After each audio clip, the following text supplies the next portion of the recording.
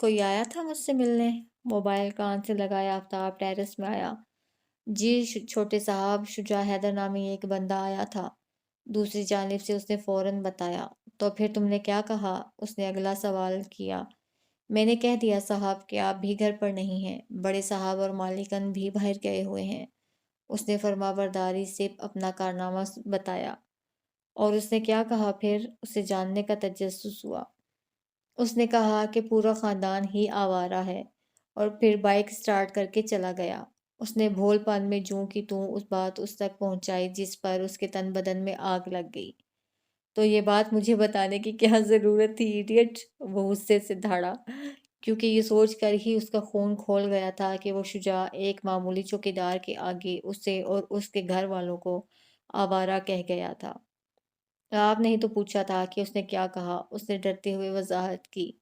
میں نے کام کی بات کا پوچھا تھا، اب رکھو فون ایڈیٹ، اس نے غصے سے کہہ کر خود ہی لائن ڈسکنیکٹ کر دی۔ شجاع اس وقت ایک روڈ کنارے بائک روکے ایک پیر موڑ کر بائک کی سیٹ پر بیٹھا خالی خالی نظروں سے سامنے دوڑتی بھاگتی گاڑیوں کو دیکھ رہا تھا۔ رات ہونے کی وجہ سے روڈ پر موجود پیلی سی اسٹریٹ لائٹس آن تھیں اور مزید روشنی یہاں وہاں بھاگتی گاڑیوں کی ہیڈ لائٹس نے کر رکھی تھی، مگر اس کی تو گویا پوری دنیا ہی یکدم تاریکی میں ڈوب گئی تھی۔ ماں کو تو اس نے کبھی دیکھا ہی نہیں تھا، بس کئی سالوں پہلے کم عمری میں باپ کو کھونے کا تھوڑا دکھ یاد تھا اسے۔ اس کے بعد تو اس خود غرض دنیا میں خود سر بن کر جینا سیکھ لیا تھا اس نے، جسے کسی کے ہونے نہ ہونے سے کوئی فرق نہیں پڑتا تھا۔ مگر پھر اچانک صوفیہ کی آمد اس کی زندگی نے اپنی ڈگر بدل لی تھی، یا یہ کہنا بہتر تھا کہ تبھی اس نے صحیح معنوں میں زندگی محسوس کی تھی۔ لیکن اب اس کے یوں اچانک گمشدہ ہو جانے پر اسے لگ رہا تھا کہ کسی نے اس کے جسم سے روح کھینچ کر نکال لی ہو، جس کی تلاش میں اس کا جسم پھڑپھڑا رہا تھا۔ جب ایسا محسوس ہوتا تھا کہ اب سب کچھ ٹھیک ہے، تبھی پھر سے کوئی نئی مصیبت پھن پھیلائے سامنے آ کر ان کا سارا چین و سکون برباد کر دیتی تھی۔ اور اب ایک بار پھر وہی ہوا تھا۔ وہ انہی سوچوں میں غلطاں تھا کہ پینٹ جیب میں بجتے موبائل نے اس کے مشغلے میں خلل پیدا کیا، اور جب اس نے موبائل نکال کر اسکرین پر نام پڑھا تو دل چاہا کہ موبائل کھینچ کر زمین پر دے مارے، مگر یہ مسئلے کا حل نہیں تھا۔ اسی لیے نہ چاہتے ہوئے بھی اس نے کال ریسیو کر کے موبائل کان سے لگایا۔ کیا ہوا؟ میں انتظار کر رہا تھا تمہارا، اور تم ابھی تک آئے نہیں۔ دوسری جانب سے آفتاب کی طنز میں ڈوبی آواز سنائی دی۔ تیری میت کا سامان اکٹھا کر رہا تھا، اسی لیے دیر ہو گئی، اس نے بھی زہر خندہ لہجے میں جواب دیا۔ I like it، وہ کہا لگا کر بولا۔ چلو، جب سامان اکٹھا کر لو تو میرے پاس لے آنا، تمہارے کفن دفن میں وہی استعمال کروں گا۔ اور ویسے بھی میں نے سنا ہے کہ خوش نصیب ہوتے ہیں وہ لوگ جو اپنے کفن دفن کا انتظام خود کر کے دے کر جاتے ہیں۔ اس کا لطف اٹھاتا انداز سیدھا آگ لگانے والا تھا۔ اور میں نے سنا ہے کہ بد نصیب ہوتے ہیں وہ لوگ جنہیں دفن ہونا بھی نصیب نہیں ہوتا۔ وہ بھی ترکی با ترکی بولا۔ اچھا، چلو دیکھتے ہیں کہ کون خوش نصیب نکلتا ہے اور کون بد نصیب ثابت ہوتا ہے، اس نے دلچسپی سے کہا، اور ساتھ ہی بنا مزید بات کیے لائن ڈسکنیکٹ کر دی۔ شجاع نے موبائل کان سے ہٹایا اور اسے واپس پینٹ کی جیب میں رکھتے ہوئے وہ سوچنے لگا کہ اس تک کیسے پہنچے۔ اس معاملے میں پولیس کی مدد لینا تو خود خطرے کو دعوت دینے کے مترادف تھا، کیونکہ پولیس ایسے لوگوں کی جیب میں ہوتی ہے، اور دوسرا ظاہر سی بات تھی کہ اس نے صوفیہ کو سبزواری پیلس میں رکھنے کی غلطی تو نہیں کی ہوگی، جس کا مطلب تھا کہ وہ کہیں اور ہے، مگر کہاں؟ اور سوال کا جواب اسے اب جوش و ولولے سے نہیں بلکہ ہوش و تحمل سے ڈھونڈنا تھا۔ کہانی ہو یا اصل زندگی، وہ جب تک چلتی ہے اس میں نشیب و فراز آتے رہتے ہیں۔ کبھی ایسا نہیں ہوتا کہ ہمیشہ ہی دکھ کے بادل چھائے رہیں، اور یہ بھی ممکن نہیں ہے کہ ہر وقت بس خوشیاں اور سکون فوار بن کر برسیں۔ قدرت نے انسانوں میں ہر طرح کے حالات کا سامنا کرنے کی قوت اسی لیے رکھی ہے کیونکہ زندگی ہمیشہ ایک رنگ پر قائم نہیں رہتی، اور جب بھی زندگی اپنا رنگ بدلے تو ہمیں جوش سے نہیں بلکہ ہوش سے کام لینے کی ضرورت ہوتی ہے۔ رات کی سیاہی نے دھیرے دھیرے صبح کے اجالے میں تبدیل ہو کر یہ پیغام دیا کہ دکھ کی رات چاہے کتنی ہی طویل کیوں نہ ہو، ایک وقت بعد ختم ضرور ہوتی ہے، جس کے بعد سکھ کا ایک روشن سویرا ہمارا منتظر ہوتا ہے۔ آج جو سویرا نمودار ہوا تھا وہ سکھ کا تھا یا نہیں، اس کا تو علم نہیں تھا، لیکن آج کسی نے جوش سے نہیں بلکہ ہوش سے کام لینے کا ارادہ کیا تھا، جس پر عمل کرتے ہوئے وہ اس وقت اس عالیشان آفس سے ذرا فاصلے پر ایک پیڑ کی آڑ میں بائک روکے کھڑا اسی وبال جان کے آنے کا منتظر تھا جس نے ان کی پرسکون زندگی کا چین غارت کر کے رکھ دیا تھا۔ تھوڑی دیر بعد وہ بلیک لینڈ کروزر آفس کے سامنے آ کر رکی اور اپنے مخصوص مغرور انداز میں سرمئی رنگ کے 3 پیس سوٹ میں ملبوس آفتاب گاڑی سے باہر آ کر اندر کی جانب بڑھ گیا، جس کے بعد ڈرائیور اس کی گاڑی پارک کرنے کی نیت سے آگے لے گیا، جبکہ شجاع کو اب آفتاب کی واپسی تک یہی نظریں گاڑ کر بیٹھنا تھا۔ صوفیہ نہ جانے کب صوفے پر ہی بیٹھے ہوئے اس کی پشت سے ٹیک لگا کر سو گئی تھی، اور اب جب اس کی آنکھ کھلی تو بے آرام سونے کی وجہ سے اسے جسم میں تھوڑا درد محسوس ہوا۔ اس نے سیدھے ہو کر بیٹھتے ہوئے سامنے میز پر دیکھا تو اب وہاں کھانے کی ٹرے موجود نہیں تھی، بلکہ ایک دوسری ٹرے رکھی تھی جس پر ناشتہ موجود تھا۔ غالباً صبح سویرے وہ یہاں آیا تھا۔ کھانے پینے سے تو اس کا دل اچاٹ ہو چکا تھا، اسی لیے وہ اسے نظر انداز کرتی ہوئی باتھ روم میں چلی گئی۔ جب وہ واپس آئی تو اس کا چہرہ گیلا ہو رہا تھا، جسے وہ اپنے دوپٹے سے ہی خشک کرتے ہوئے بیڈ پر آ بیٹھی اور سوچنے لگی کہ پتہ نہیں شجاع اس وقت اس کی فکر میں کہاں کہاں خوار ہو رہا ہوگا، اس نے کل سے کچھ کھایا پیا بھی ہوگا یا نہیں، وہ ٹھیک سے رات بھر سویا بھی ہوگا یا نہیں۔ اس کا خیال آتے ہی جو اسے مبہم سی بھوک محسوس ہوئی تھی اب وہ بھی مر گئی، اور وہ اپنے گلے میں موجود لاکٹ پر ہاتھ پھیرتے ہوئے پوری شدت سے اسے دینے والے کو یاد کر کے آنسو ضبط کرنے لگی۔ شجاع کو بائک سے ٹیک لگا کر اس پیڑ کی آڑ میں کھڑے کئی گھنٹے گزر گئے تھے، اور سورج کے عروج پر آ جانے کے باعث گرمی سے اسے پسینے بھی آنے لگے تھے، مگر اسے اپنی پرواہ تھی ہی کب، اور جو اس کی پرواہ کرتی تھی اس تک پہنچنے کے لیے اسے یہ سب تو برداشت کرنا ہی تھا۔ تھوڑی دیر بعد ہی اس کے انتظار کا پھل ملا اور آفتاب کا ڈرائیور گاڑی لے کر آفس کے باہر رکا، مطلب وہ باہر آنے والا تھا، اور وہی ہوا۔ چند لمحوں بعد ہی آنکھوں پر سن گلاسز لگائے وہ باہر آ کر سیدھا پچھلی نشست پر بیٹھ گیا، جس کے بعد گاڑی آگے بڑھ گئی۔ شجاع نے بھی جلدی سے بائک کی ٹینکی پر رکھا، ہیلمٹ پہنا اور بائک پر بیٹھ کر فٹافٹ اسے سٹارٹ کر کے اس کے پیچھے لپکا۔ 50% امید تھی کہ وہ وہیں جا رہا ہو جہاں اس نے صوفیہ کو رکھا ہوا ہے، اور 50% خطرہ تھا کہ وہ کہیں اور چلا جائے، مگر جس راہ پر صوفیہ کے ملنے کی 1% بھی امید تھی وہ اسے بھی نظر انداز نہیں کرنا چاہتا تھا، اسی لیے کافی فاصلہ رکھ کر وہ اس کی گاڑی کا پیچھا کرتا رہا کہ اسے شک نہ ہو۔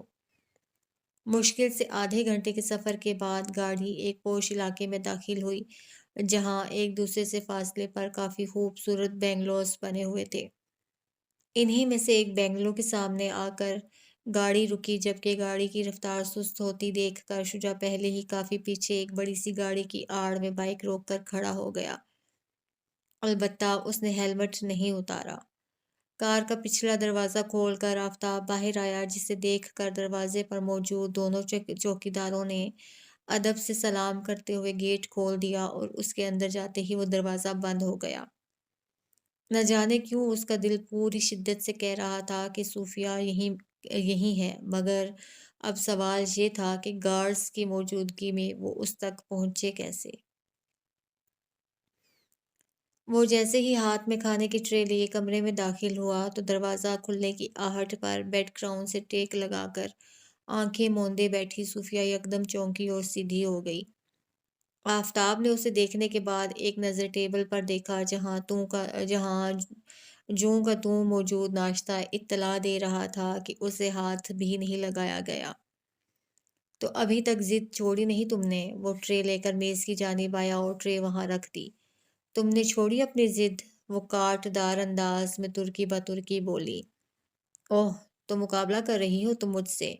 وہ دلچسپی سے کہتا ہوا آ کر اس کے سامنے بیٹھا، جس کے باعث وہ مزید خود میں سمٹ گئی۔ مجھے کوئی شوق نہیں ہے تم سے مقابلے بازی کا، بس مجھے واپس میرے شوہر کے پاس جانے دو۔ اس نے سپاٹ انداز میں وہی بات دہرائی۔ آج ایک بات بتا ہی دو کہ آخر ایسا ہے کیا اس معمولی انسان میں جو تم اسے مجھ پر اتنی فوقیت دے رہی ہو؟ میں دولت میں، شہرت میں، عزت میں، شکل و صورت میں، مرتبے میں، ہر چیز میں اس سے بڑھ کر ہوں، تو پھر کیوں وہ معمولی شخص تمہارے لیے زیادہ اہم ہے؟ اس نے اطمینان سے وجہ جاننی چاہی۔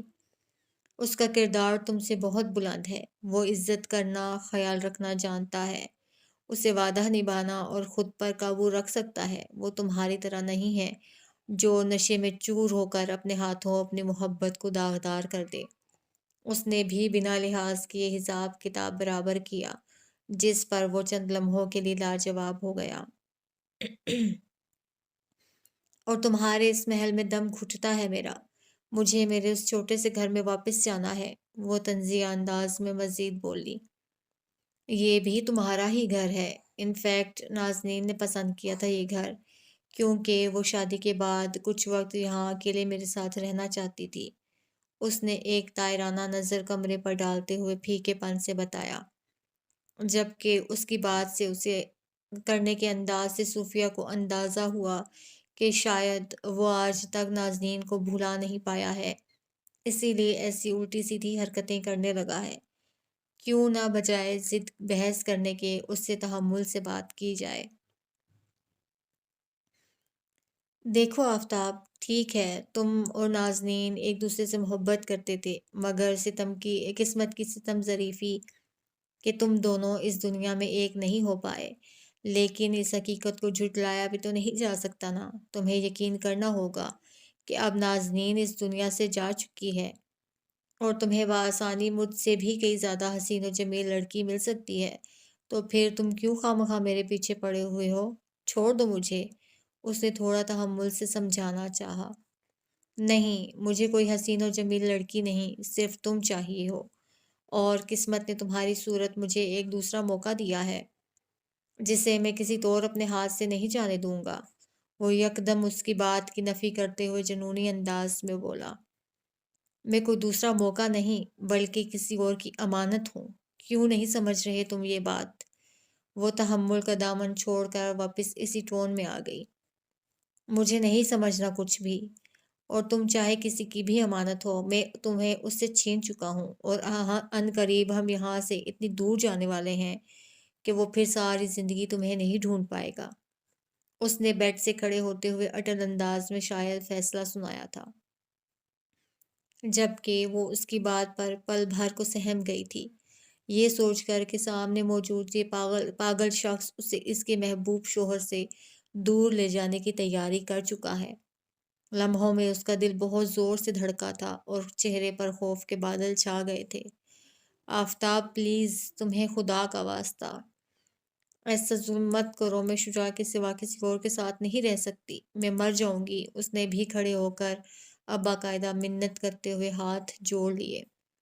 شجاع، شجاع، شجاع، کل سے اس ایک ہی نام کا ورد سن سن کر پک گیا ہوں میں۔ اب دوبارہ تمہاری زبان پر اس کا نام نہیں آنا چاہیے، ورنہ اچھا نہیں ہوگا۔ اب سے تم صرف مجھے یاد رکھو، آئی سمجھ؟ اس نے یکدم ہی اسے گدی کے بالوں سے پکڑ کر انگلی دکھاتے ہوئے لفظ چبا چبا کر تنبیہ کی۔ ورنہ کیا کر لو گے تم؟ زبان کھینچ لو گے میری؟ یہ خواہش بھی پوری کر لو، پھر دل میں دھڑکن کے ساتھ اس کا نام دھڑکے گا، پھر دھڑکن بند کرو گے میری، تو بہت اچھی بات ہے، کیونکہ مجھے بھی ایسی زندگی نہیں چاہیے جس میں شجاع میرے ساتھ نہ ہو۔ وہ بھی اس کی آنکھوں میں آنکھیں ڈال کر بنا ڈرے بولی، اور یہ جرأت، یہ اعتراف محبت اسے مزید تیش دلا گئی۔ چٹاخ! اگلے ہی پل آفتاب نے اس کے نازک رخسار پر ایک زوردار تھپڑ رسید کیا، جس کے باعث وہ توازن قائم نہیں رکھ سکی اور فرش پر گری۔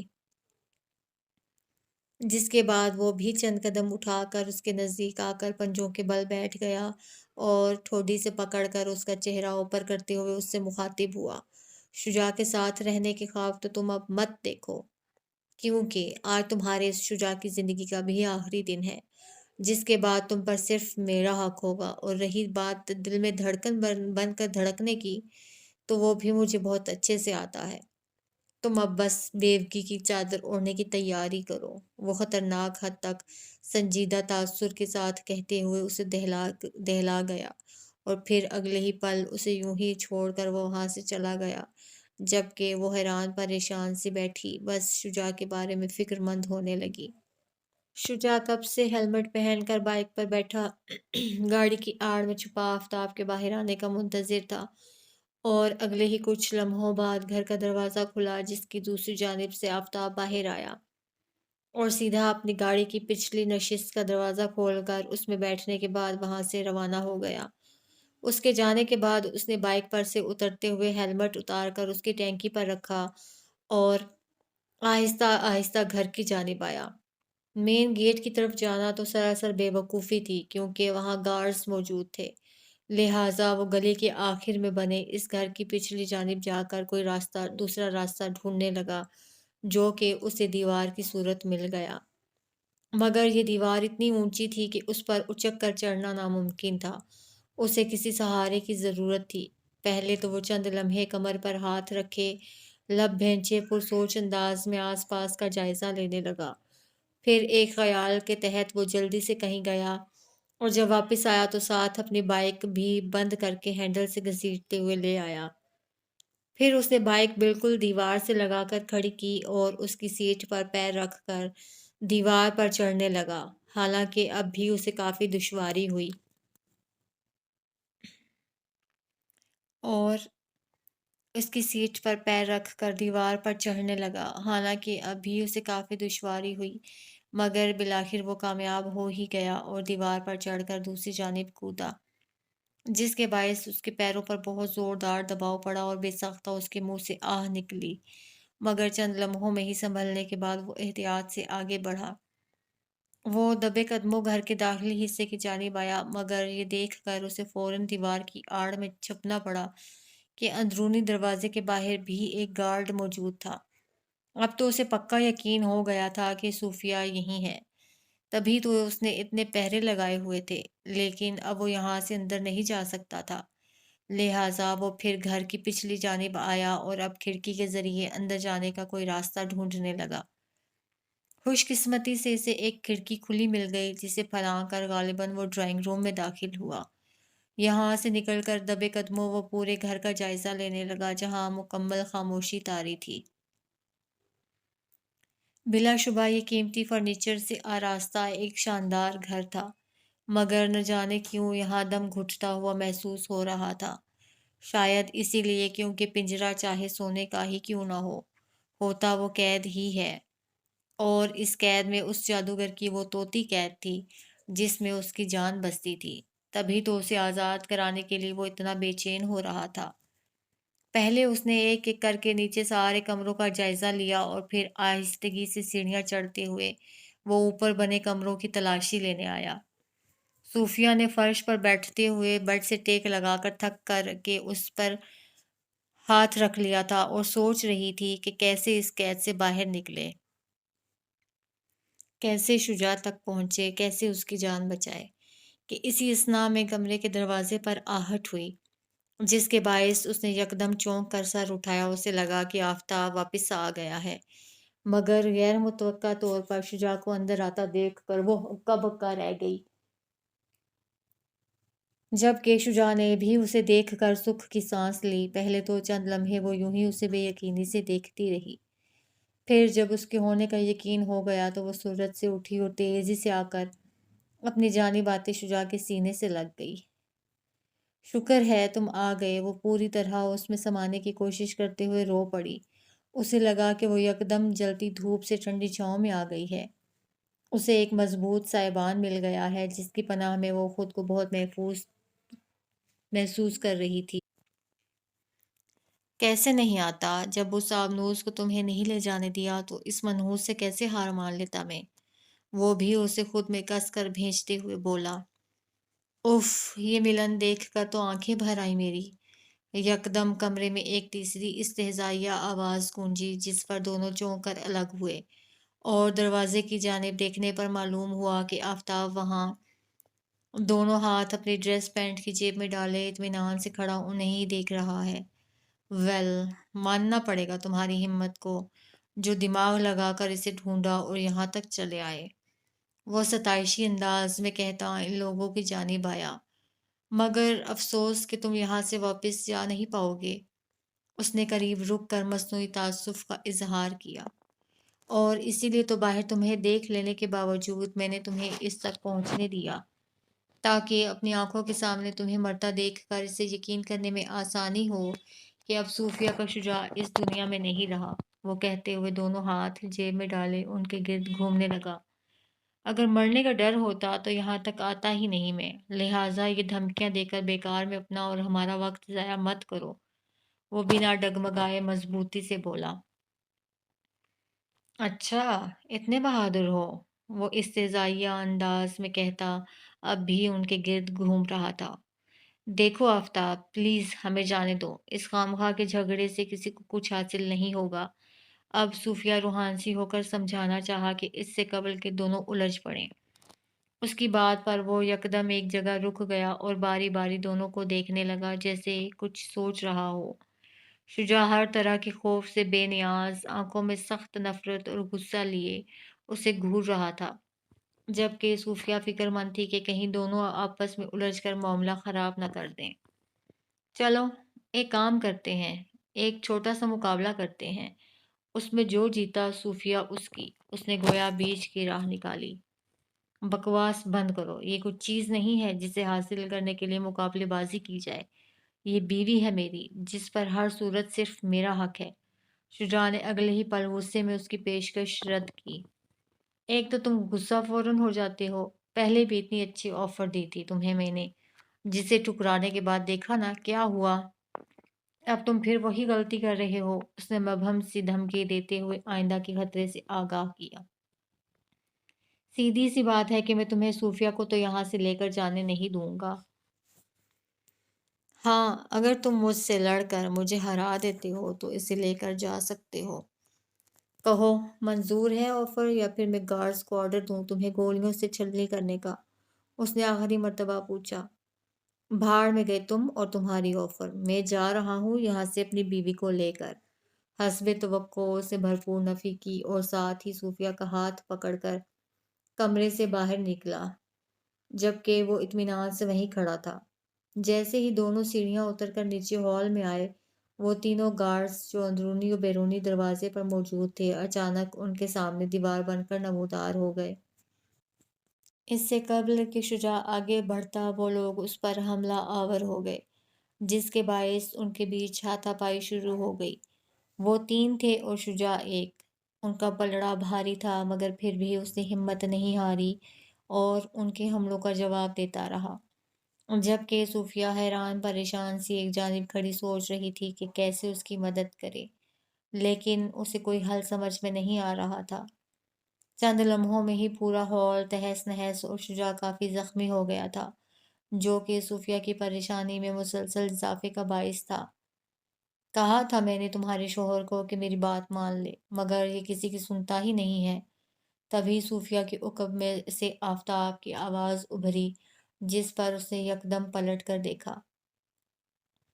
اگر میں چاہتا تو گارڈز کو آرڈر دے سکتا تھا کہ اسے گولیوں سے چھلنی کر کے چند لمحوں میں ہی مار ڈالیں، مگر اس میں وہ مزہ نہیں آتا جو ابھی آ رہا ہے۔ وہ دونوں بازو سینے پر باندھے اطمینان سے اب اس کے برابر میں کھڑا سامنے چلتے کھیل کو دیکھ رہا تھا، جس میں شجاع ہارنے لگا تھا۔ آفتاب، پلیز، تمہیں خدا کا واسطہ انہیں روکو، یہ لوگ شجاع کو مار ڈالیں گے۔ اس نے روتے ہوئے باقاعدہ ہاتھ جوڑ لیے، اور اس سے قبل کہ آفتاب کوئی جواب دیتا، یکدم وہاں ایک دلخراش چیخ گونجی اور ساتھ ہی ایک گارڈ اپنا ہاتھ پکڑے زمین پر گر گیا۔ غالباً شجاع نے اس کے ہاتھ کی ہڈی توڑ دی تھی، جس کے بعد وہ جنونی انداز میں باقی دونوں گارڈز پر جھپٹا اور چند لمحوں بعد وہ بھی اپنے ٹوٹے ہوئے ہاتھ پاؤں لیے زمین پر پڑے کراہنے لگے۔ شجاع کے بھی ہونٹ اور ناک سے خون نکل رہا تھا، جسے نظر انداز کرتے ہوئے اب وہ تیزی سے آفتاب کی جانب آیا اور اس کے ارادے بھانپتے ہوئے وہ پہلے ہی اپنی جگہ پر چوکنا ہو چکا تھا، اسی لیے حملے کے لیے اٹھا اس کا ہاتھ آفتاب نے ہوا میں ہی روک لیا، مگر اگلے ہی پل شجاع نے اپنا گھٹنا پوری قوت سے اس کے پیٹ پر مارا، جس سے وہ یکدم بلبلا اٹھا۔ اور چند لمحوں میں سنبھلنے کے بعد آفتاب نے بھی جواباً ایک زوردار مکہ اس کے منہ پر مارا، جس سے وہ لڑکھڑا گیا، مگر اگلے ہی پل سنبھل کر شجاع نے بھی پوری قوت لگا کر ایک مکہ اب اس کے منہ پر جڑا، جس کے باعث اس کی ناک سے خون ابل پڑا۔ دونوں بہت ہی بری طرح ایک دوسرے پر حملہ آور تھے اور جہاں جیسے ممکن تھا ایک دوسرے کو زخمی کیے جا رہے تھے، جس سے صاف ظاہر تھا کہ آج کسی ایک کی موت تو پکی ہے۔ کچھ ہی لمحوں میں نفاست سے سجے ہال کا حشر بگڑ گیا تھا، اور اس سے بھی زیادہ ابتر حالت ان دونوں کی ہو رہی تھی، جو ہنوز ایک دوسرے کو چھوڑ کر ہار ماننے کا نام نہیں لے رہے تھے۔ تبھی اچانک آفتاب نے شجاع کو زور سے دھکا دیا، جس کے باعث وہ پیٹھ کے بل زمین پر گرا، اور جب تک وہ سنبھل کر دوبارہ کھڑا ہوا، آفتاب نے اپنے کوٹ کی جیب سے گن نکال لی۔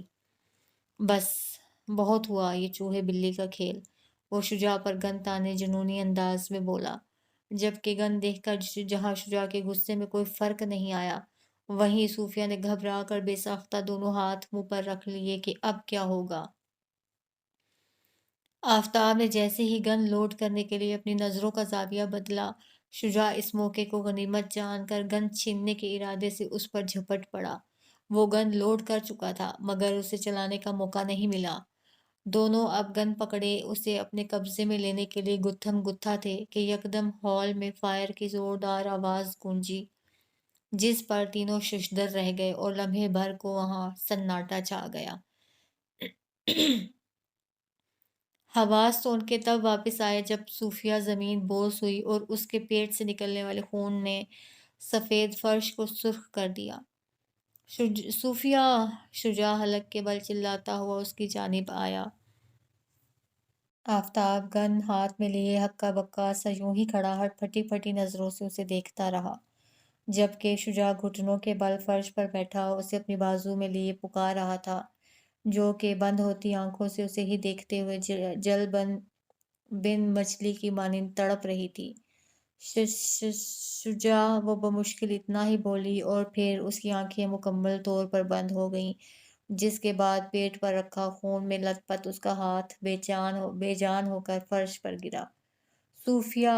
وہ کرب سے چلایا، جبکہ آفتاب کو لگا کہ کوئی چیخ چیخ کر اسے کہہ رہا ہے کہ تم نے اسے پھر کھو دیا۔ ہاسپٹل کے کوریڈور میں اس وقت کچھ خاص چہل پہل نہیں تھی، مگر جو بھی اکا دکا لوگ یہاں سے گزر رہے تھے وہ ایک بار لائن سے لگی کرسیوں میں سے ایک کرسی پر براجمان اس شخص کو تعجب سے ضرور دیکھتے، جس کے ماتھے، ناک اور ہونٹ سے رستا خون اب اس کے چہرے پر ہی سوکھ چکا تھا۔ چہرے پر کئی جگہ نیل پڑے ہوئے تھے، جبکہ بلیک جینز اور جیکٹ پر پہنی اس کی براؤن شرٹ کے اوپری کچھ بٹن بھی ٹوٹے ہوئے تھے، مگر وہ اپنی حالت سے یکسر بے لاپرواہ دونوں ہاتھوں کی انگلیاں آپس میں پیوست کر کے انہیں ہونٹوں سے لگائے بیٹھا پرسوچ نگاہوں سے سفید چمکتے ہوئے فرش کو تک رہا تھا۔ تبھی اسے محسوس ہوا کہ کوئی اس کے قریب آ کر رکا ہے، جس پر اس نے چونک کر گردن اٹھائی تو آفتاب کو اپنے نزدیک کھڑا پایا، جس کی حالت اس سے مختلف نہ تھی، اور اب چہرے پر بھی اکڑ و تکبر کے کوئی آثار نظر نہیں آئے۔ اسے دیکھتے ہی لمحوں میں شجاع کی رونے کے باعث سرخ ہوتی آنکھوں میں نفرت و غصہ اتر آیا، اور وہ ایک جھٹکے سے اٹھا۔ کہا تھا نا دفع ہو جاؤ یہاں سے، پھر ابھی تک گئے کیوں نہیں؟ ہماری موت کا تماشا دیکھنے آئے ہو آپ کیا یہاں؟ وہ اسے گریبان سے پکڑ کر دھاڑا۔ شجاع! میری بات سنو، وہ دھیرے سے بولا۔ نہیں سننی مجھے تیری کوئی بھی بکواس، اس کی بات مکمل ہوتے ہی وہ چلایا، جس پر آفتاب تو کچھ نہیں بولا، بس خاموشی کا بت بنا رہا، مگر آس پاس سے گزرتے لوگ رک کر تشویش زدہ سے ان کے گرد اکٹھا ہونے لگے۔ اگر صوفیہ کو کچھ ہوا نا تو خدا کی قسم تیری بھی جان لے لوں گا میں، اب اس نے غصے میں دونوں ہاتھوں سے اس کا گلا دبوچ لیا۔ شجاع کی گرفت اتنی سخت تھی کہ آفتاب کو لگا آج تو اس کی گردن کی ہڈی ٹوٹے گی، اور عین ممکن تھا کہ وہ اگلے کچھ ہی لمحوں بعد دم گھٹنے سے مر جاتا اگر آس پاس کے لوگ دونوں کے بیچ بچاؤ کراتے ہوئے شجاع کو پیچھے نہ ہٹاتے۔ دور ہو جاؤ میری نظروں سے، ورنہ جان سے مار ڈالوں گا میں تجھے، وہ لوگوں کی گرفت سے خود کو آزاد کرانے کی کوشش کرتے ہوئے آفتاب پر چلایا، جس پر آفتاب خاموشی سے اسے دیکھنے لگا۔ ایسا محسوس ہو رہا تھا کہ جیسے وہ بہت کچھ کہنا چاہ رہا ہے مگر کہہ نہیں پا رہا۔ اسی اثنا میں لوگوں نے شجاع کو ٹھنڈا کرنے کے لیے آفتاب کو زور دینا شروع کر دیا کہ وہ وہاں سے چلا جائے، اس سے قبل کے بات مزید بگڑے، جس کے باعث نہ چاہتے ہوئے بھی اسے شکستہ قدموں کے ساتھ وہاں سے جانا پڑا۔ نہ جانے کتنے گھنٹے ہو گئے تھے صوفیہ کو آپریشن تھیٹر میں لے جائے ہوئے، مگر ابھی تک ڈاکٹرز کی جانب سے کوئی تسلی بخش جواب نہیں ملا تھا، جو کہ کوریڈور میں یہاں سے وہاں ٹہلتے شجاع کی بے چینی میں مسلسل اضافے کا باعث تھا۔ اسے لگ رہا تھا جیسے کسی نے اس کا دل اس وقت شاخ پر ایک سوکھے پتے کی مانند ہل رہا ہے، جو کہ فراق کی ہوا چلتے ہی شاخ سے جدا ہو کر کہیں فنا ہو جائے گا۔ وہ رہ رہ کر اس وقت کو کوس رہا تھا جب اس نے رومان جعفری کی مدد کرنے کے لیے دوبارہ اس مسئلے میں قدم رکھا تھا۔ اچھا خاصا ان کی زندگی میں سب کچھ ٹھیک ہو گیا تھا اور دونوں ایک ساتھ بہت پرسکون تھے، لیکن اب کسی کو بھی کوسنے کا کوئی فائدہ نہیں تھا۔ جو ہونا تھا وہ تو ہو چکا تھا، اب تو بس وہ آگے کسی انہونی سے ڈر رہا تھا۔ وہ انہی سوچوں میں غلطاں تھا کہ اسی اثنا میں ڈاکٹر اس کی جانب آتے ہوئے نظر آئے، جنہیں دیکھ کر یہ بھی فوراً ان کی جانب لپکا۔ کیا ہوا ڈاکٹر، میری وائف ٹھیک تو ہے نا؟ اس نے بے تابی سے استفسار کیا، جبکہ دل کی دھڑکنیں بے ترتیب ہو گئیں۔ جی، ہم نے گولی نکال لی ہے اور اب خطرے کی کوئی بات نہیں ہے، انہوں نے بظاہر پیشہ ورانہ انداز میں اطلاع دی تھی، مگر شجاع کے لیے یہ بات نئی زندگی کی نوید سے کم نہ تھی۔ کچھ گھنٹوں تک انہیں ایک پرائیویٹ روم میں شفٹ کر دیا جائے گا، پھر آپ ان سے مل سکتے ہیں۔ Excuse me. مزید بتانے کے بعد وہ معذرت کرتے ہوئے وہاں سے چلے گئے، اور ان کے جاتے ہی شجاع بھی جلدی سے باہر کی جانب بڑھا تاکہ سجدہ شکر ادا کر سکے۔ کہنے کو دن ڈھل گیا تھا، مگر در حقیقت شجاع کو تب زندگی کی صبح ہوتی محسوس ہوئی جب ہسپتال کے بیڈ پر موجود صوفیہ کی پلکیں لرزیں اور پھر آہستہ آہستہ اس نے آنکھیں کھولیں۔ آنکھیں کھولتے ہی اسے پہلے ایک دھندلا سا عکس نظر آیا، مگر جب منظر صاف ہوا تو اس نے شجاع کو بیڈ کے نزدیک اسٹول پر بیٹھا پایا، جس نے نرمی سے اس کا ڈرپ لگا ہاتھ تھام رکھا تھا، مگر اس کے چہرے پر خشک ہو چکے خون کے نشانات اور نیل دیکھ کر وہ متفکر ہوئی۔ شجاع، تمہیں چوٹ؟ وہ ہاتھ اس کی گرفت سے نکال کر اس کے چہرے کے نزدیک لائی اور ان خشک خون کے دھبوں پر پھیرتے ہوئے آہستہ آہستہ بولی۔ میں بالکل ٹھیک ہوں، کیونکہ تم جو ٹھیک ہو گئی ہو۔ وہ اس کی بات مکمل ہونے سے قبل ہی اپنے چہرے کو چھوتا اس کا ہاتھ دوبارہ تھام کر بولا۔ تم نے بینڈیج کیوں نہیں کروائی؟ اس نے رک رک کر پوچھا۔ تم ٹھیک ہو کر کر دینا۔ وہ دونوں ہاتھوں سے اس کا ہاتھ پکڑ کر ہونٹوں کے قریب کرتے ہوئے بولا۔ دونوں ہی شاید اس وقت گزرے قصے کا ذکر نہیں کرنا چاہتے تھے، اسی لیے دونوں نے ایک دوسرے سے اس متعلق کوئی بات نہیں کی، بس ہلکی پھلکی باتوں سے ایک دوسرے کا دھیان بھٹکاتے رہے۔ اور اسی دوران صوفیہ کو محسوس ہوا کہ جیسے شجاع کی عقب میں بنی شیشے کی کھڑکی سے شاید کوئی اسے دیکھ رہا ہے، جس کے باعث اس نے نظروں کا زاویہ بدل کر اس جانب دیکھا تو وہاں کھڑا آفتاب فوراً پیچھے ہٹتے ہوئے دیوار کی اوٹ میں چھپ گیا۔ چند روز میں جب صوفیہ کی حالت تسلی بخش ہو گئی تو ڈاکٹرز نے اسے ڈسچارج کرنے کی اجازت دے دی، جس کے بعد اب شجاع ہسپتال کی فارمیلٹیز پوری کرنے کے ارادے سے کاؤنٹر پر موجود تھا۔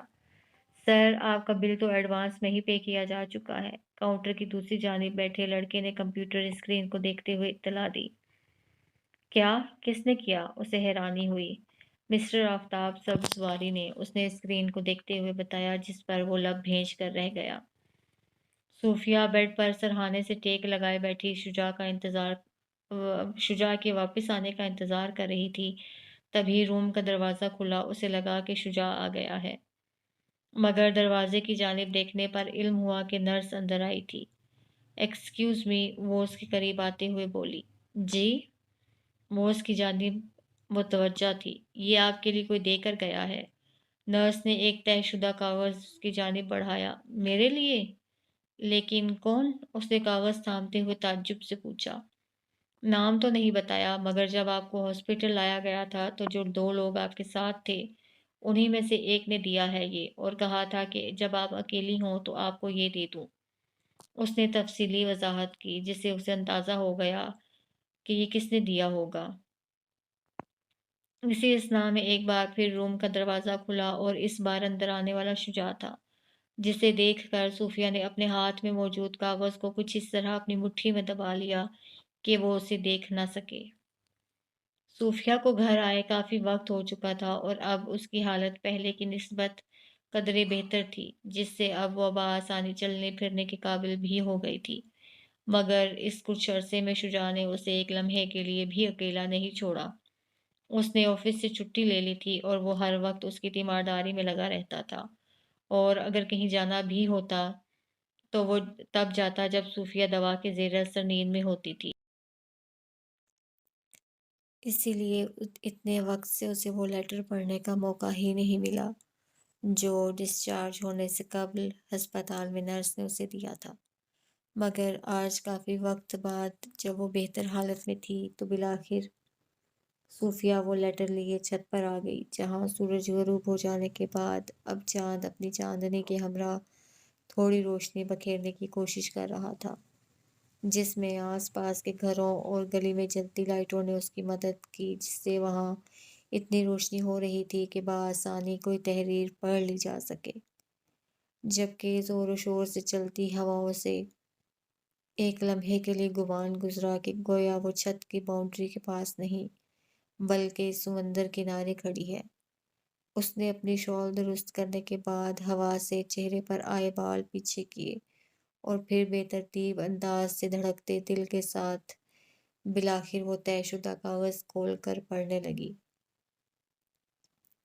صوفیہ، میں جانتا ہوں کہ جو کچھ میں نے کیا ہے اس کے بعد تم مجھ سے ملنا یا بات کرنا گوارا نہیں کرو گی، اور کچھ میں بھی شرمندگی کی وجہ سے تمہارا سامنا نہیں کر پا رہا، اسی لیے ایسے مخاطب ہوں۔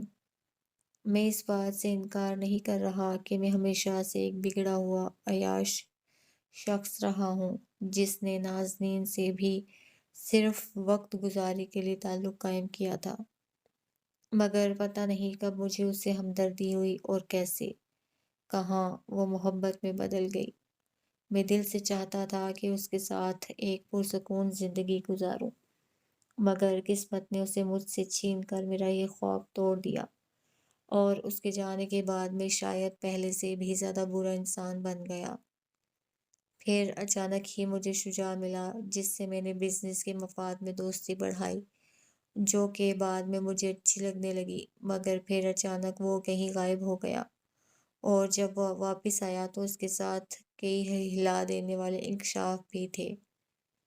اور پھر جب میں تم سے ملا تو مجھے لگا کہ میری نازنین واپس آ گئی ہے۔ پہلے تو میں نے خود کو باز رکھا کہ تم نازنین نہیں صوفیہ ہو، کسی اور کی امانت، مگر بالآخر میں خود پر سے قابو کھو بیٹھا۔ شاید یہی میری سب سے بڑی کمزوری ہے کہ معاملہ چاہے کوئی بھی ہو میں خود پر قابو نہیں رکھ پاتا۔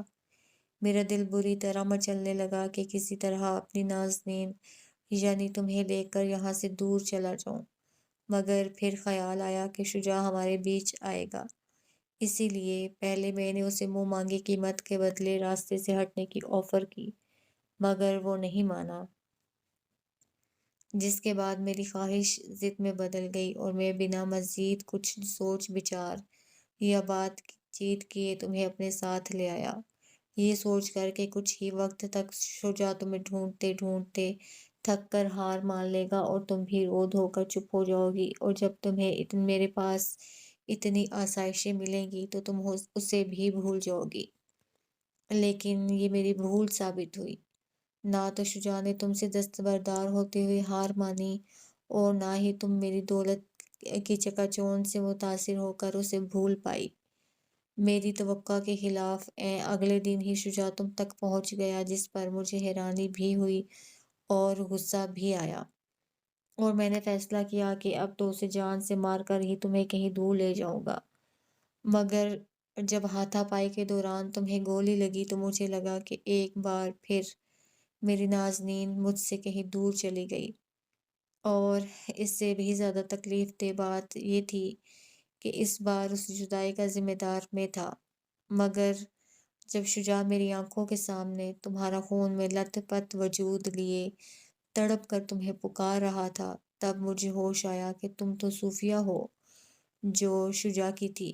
میری نازنین تو کب کی مجھے چھوڑ کر جا چکی ہے، اور اس کے دکھ میں اتنا پاگل ہو گیا کہ کسی اور سے اس کی نازنین چھین لی۔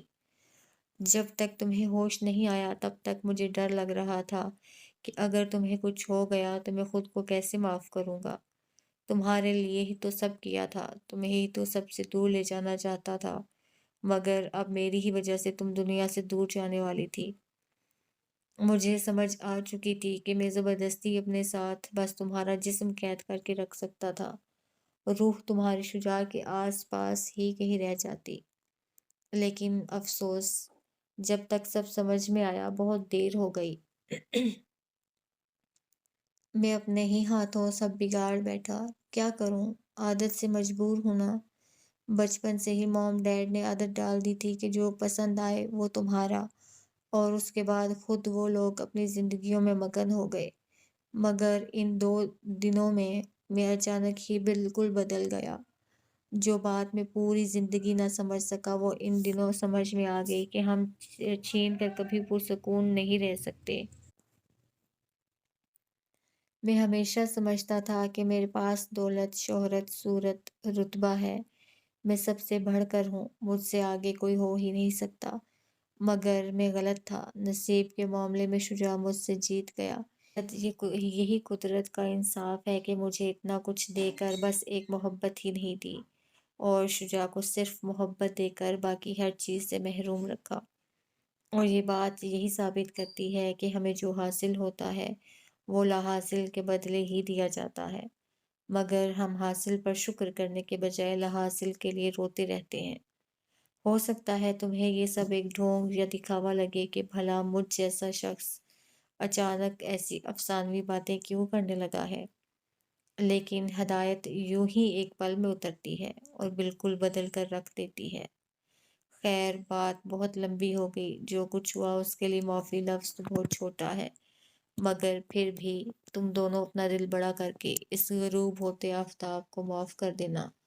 اور غروب ہونے کا مطلب یہ نہیں ہے کہ میں مرنے جا رہا ہوں، اتنا بھی کوئی شدت سے عشق نہیں تھا تم سے، یہ کام تو بس شجاع کر سکتا ہے۔ مجھے تو بس وقتی ضد تھی جس کا بھوت اب میرے سر سے اتر چکا ہے، اور وہ واپس نہ چڑھے، اسی لیے میں یہ ملک چھوڑ کر جا رہا ہوں، کیونکہ اگر یہاں رہا تو ممکن ہے کہ پھر تم دونوں کے لیے کوئی مصیبت کھڑی کر دوں گا، جبکہ اب میری کوشش ہے کہ اب میں ایک نئے دن کے ساتھ وہ آفتاب بن کر طلوع ہوں جو جلائے نہیں بلکہ روشنی بخشے۔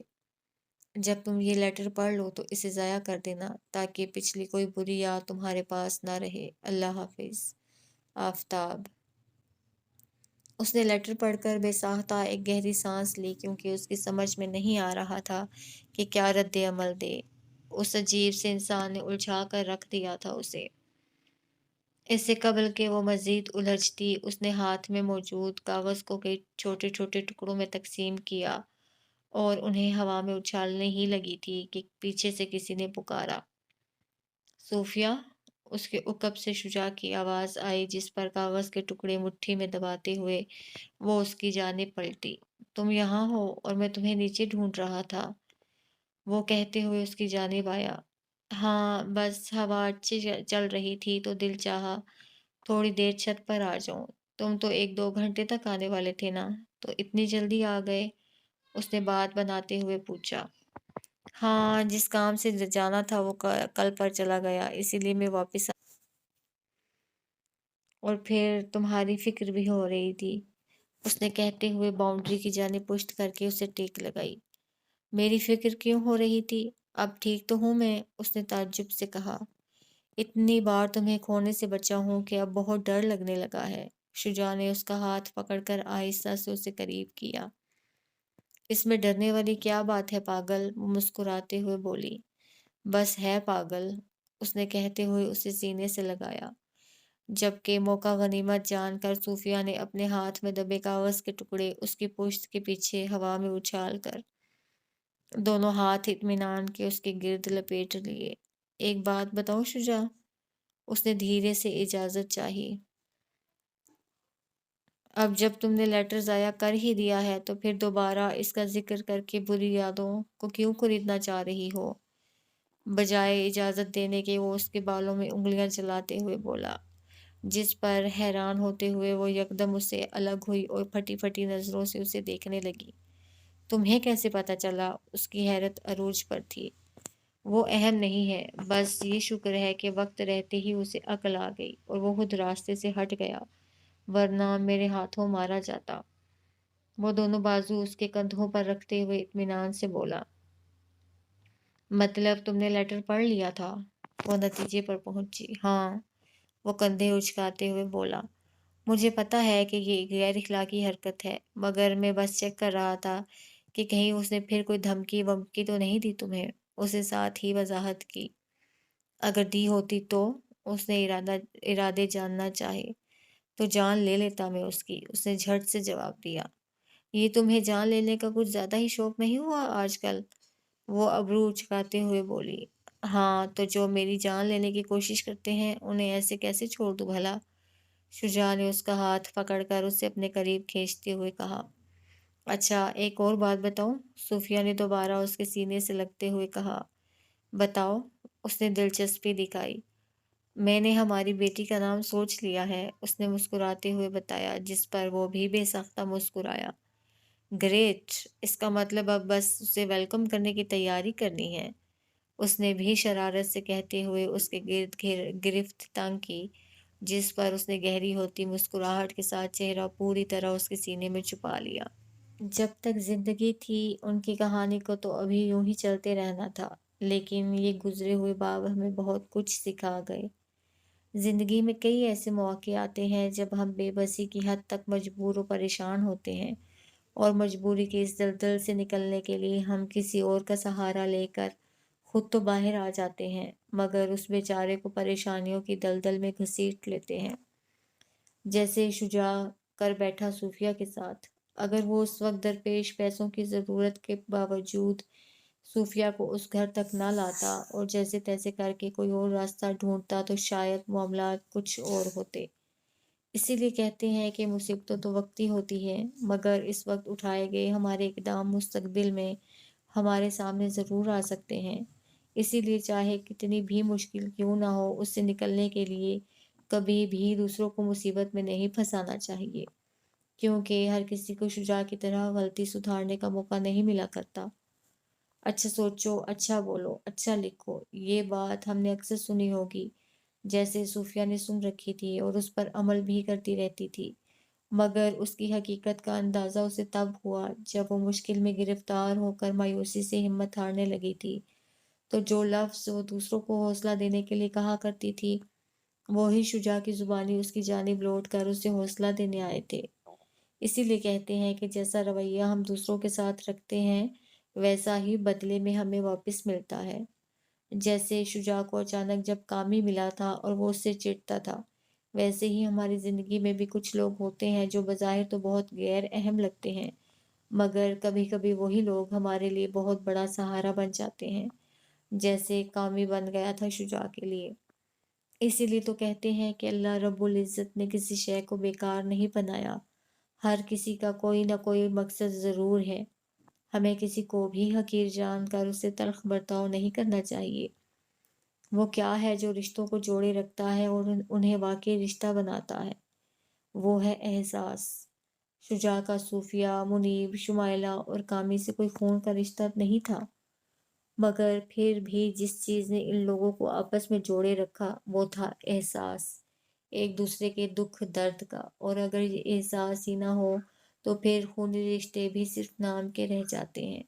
لہٰذا رشتہ کوئی بھی ہو، آپ دوسروں کا احساس کریں، جواب میں آپ کو بھی خلوص ملے گا، اور اگر نہ ملے تب بھی اللہ کی خوشنودی کے لیے اعلیٰ اخلاق کو اپنائے رکھیں، تاکہ روز حشر آپ کے پاس جواب ہو کہ یا اللہ، میں نے تیری رضا کے لیے تیرے بندوں سے حسن اخلاق اپنائے رکھا۔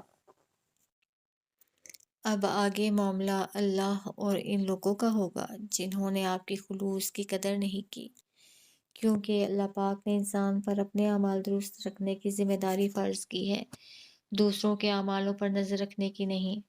بنا تحقیق کیے کسی بات پر یقین کر لینا اور اسے آگے بھی پہنچا دینا سراسر بے وقوفی ہے، جس سے قرآن کی روشنی میں اسلام نے بھی روکا ہے۔ اے ایمان والو، اگر تمہارے پاس کوئی فاسق شخص خبر لے کر آئے تو خوب تحقیق کر لیا، کہیں ایسا نہ کرو کہ تم کسی جہالت میں کسی قوم پر حملہ کر بیٹھو، پھر تم بعد میں اپنے کیے پر نادم ہو جاؤ۔ سورۃ الحجرات۔ اکثر ایسا ہوتا ہے کہ ہم کسی سے کوئی بات سنتے ہیں اور اسے سچ جان کر باقی سب میں بھی اس کا ڈھنڈورا پیٹ دیتے ہیں۔ انہی باتوں میں ایک بات ہے، بھٹکتی ہوئی روح۔ دراصل مرنے کے بعد روح کے واپس آنے یا بھٹکنے کا عقیدہ ہندو مذہب میں پایا جاتا ہے، جسے تقسیم سے قبل ہمارے کچھ کچے ذہن کے آباء و اجداد نے بہت قریب سے دیکھا، اور پھر تقسیم ہند کے بعد وہ یہی عقیدہ اپنے ساتھ پاکستان لے آئے، جسے انہوں نے غیر محسوس طور پر اپنی نسلوں میں بھی پروان چڑھا دیا، جو کہ آج تک نہ صرف موجود ہے بلکہ کم علمی کی وجہ سے مزید پختہ ہوتا جا رہا ہے۔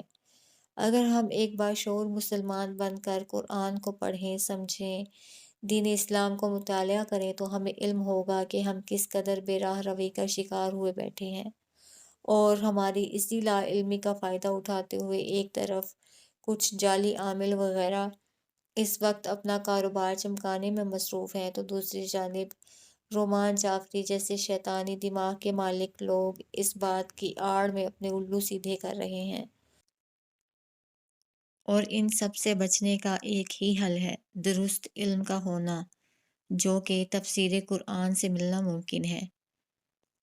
اور اگر کوئی شخص اس کے علاوہ بھی آپ کو کوئی دوسری بات بتاتا ہے تو اس وقت بھی آپ کی یہی ذمہ داری ہے کہ آپ بجائے آنکھیں بند کر کے اس کی باتوں کا یقین کرنے کے خود مشاہدہ کریں اور پتہ لگائیں کہ جو کچھ آپ کو بتایا یا دکھایا جا رہا ہے اس میں کتنی سچائی ہے۔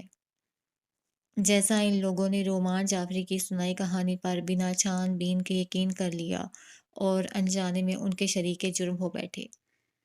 اگر وقت رہتے ہی ان پر حقیقت آشکار نہ ہوتی تو شاید رومان جعفری اپنے ارادوں میں کامیاب ہو جاتے اور کسی بے قصور کو ان کی وجہ سے سولی چڑھنا پڑتا۔ اسی لیے معاملہ چاہے دینی ہو یا دنیاوی، تحقیق بہت ضروری ہے۔ ہم سب نے سن رکھا ہے کہ ہمت مرداں مدد خدا، لیکن ہم میں سے کتنے لوگ اس پر عمل کرتے ہیں؟